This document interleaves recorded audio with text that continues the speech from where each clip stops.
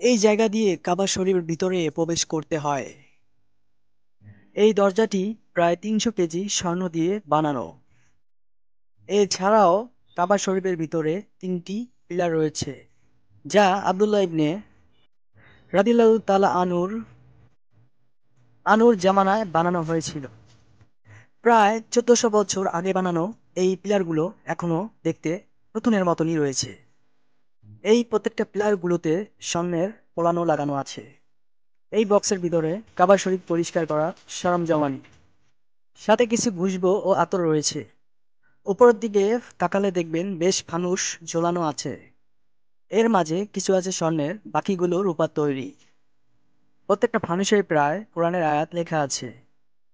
এই যে নিশানটা দেখতে পাচ্ছেন, এখানে নবী করিম সাল্লাল্লাহু আলাইহি সাল্লাম নামাজ পড়েছিলেন।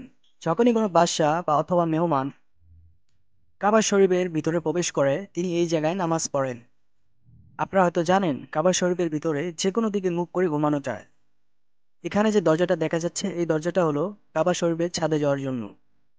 আর এই সম্পূর্ণ দরজাটি স্বর্ণ দিয়ে বানানো। আশা করি আমাদের ইসলামিক ভিডিওটি আলোর পাশ সাবস্ক্রাইব করবেন, আমাদের সঙ্গেই থাকবেন। ভিডিওটি শেয়ার এবং লাইক করতে ভুলবেন না। নেক্সট ইসলামিক ভিডিও পেতে অবশ্যই সঙ্গে থাকবেন। আল্লাহ হাফেজ।